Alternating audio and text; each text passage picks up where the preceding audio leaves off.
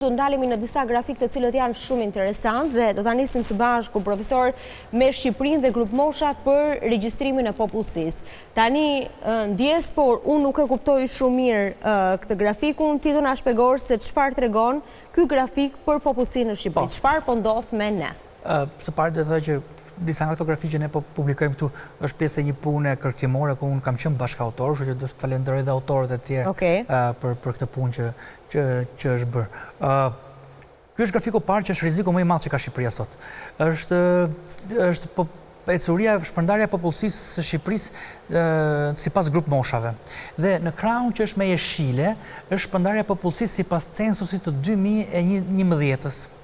Ana me të kuqe është shpërndarja e popullsisë sipas censusit të 2023. Nëse keni dëgjuar me vëmendje, është thënë që Shqipëria ka humbur diku te 400.000 veta popullsi gjatë viteve. Por nëse e ndajmë sipas kësaj, situata bëhet shumë herë më agravuar. Dhe këto janë vetëm sipas të dhënave të Instatit.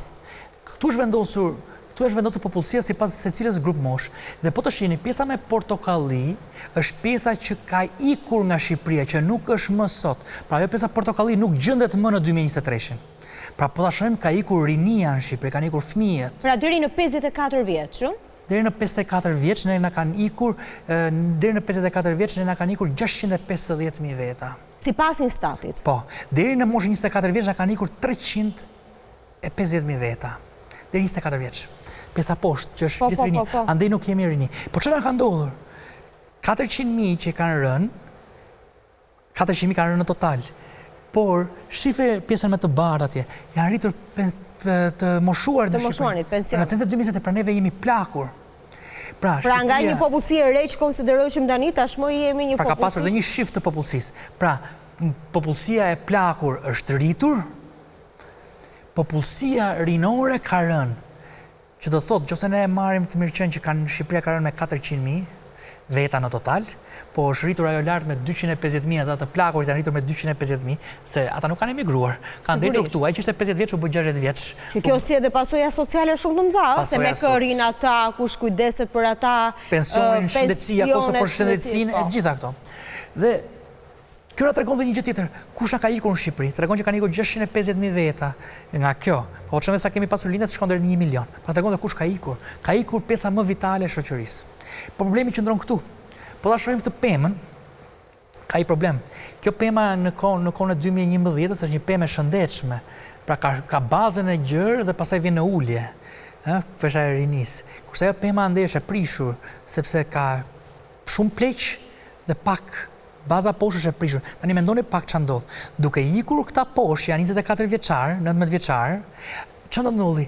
Edhe mundësia që ti të lindësh nesër bëhet dhe më e ulët, sepse vetëm ajo grup mosh mund të lindë. Moshën më të madhe ne e kemi aktualisht 60-64 në Shqipëri.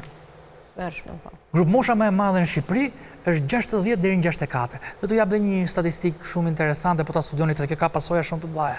Gjatë kësaj dekade pensionistët në Shqipëri janë rritur pensionin urban me 200.000 pensionistë, janë rritur pra skema.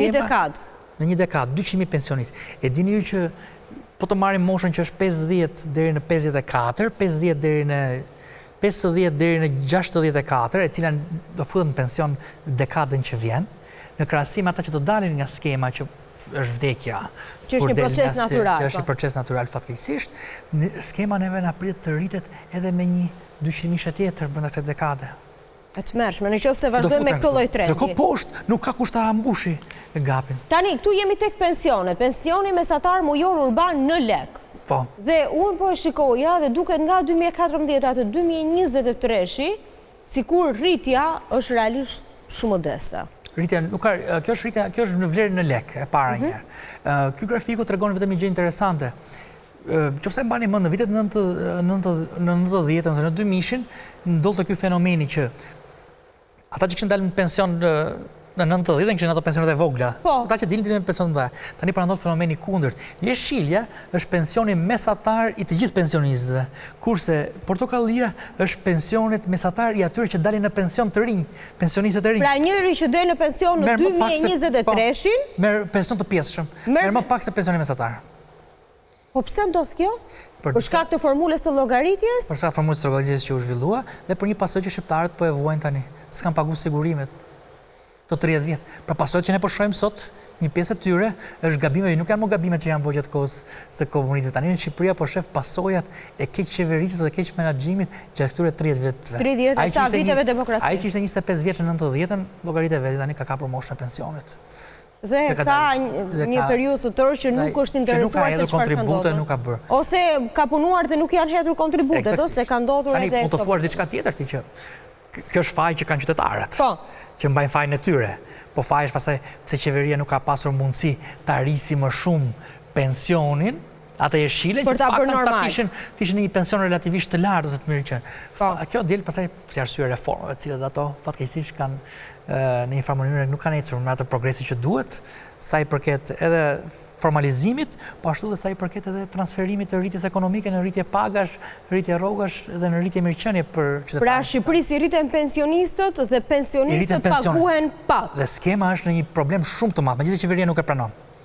Skema e pensioneve problem. Në 10 vjeçarin tjetër. Po sigurisht, sepse nëse kemi më pak që paguhen për pensionistët që vetëm rriten. Pensionistëve i është rritur skema, i është rritur pensioni në terma real gati 0% nga 2013 ose këti. Pra nuk ka pasur rritje nëse marrim parasysh inflacionin. Por do të kemi parasysh një gjë që është shumë problematike. Pra nëse marrim parasysh inflacionin, ata kanë ndetur me tinte nivel sa në terma real pensioni i tyre nuk është rritur. U rritën çmimet, ju rrit pensioni aq sa çmimet. Por do kemi parasysh një gjë që pensionisti e ka shportën të ndryshme nga shqiptarët mesatarë, se pjesa më të madhe e çon për ushqime. Dhe çmimet e ushqimeve, siç shohim te ky grafiku, janë rritur më shpejt se inflacioni mesatar. Qeveria ka pasur një detyrë të nxirrte normën e inflacionit të pensionistit, pra mos e indekso me inflacionin e vendit, po me normën e inflacionit të pensionistit, në të kundërt ai ka shkuar negativ. Deri më sot nuk ka një publikim të kësaj mase dhe kjo rritje nuk ka ndodhur.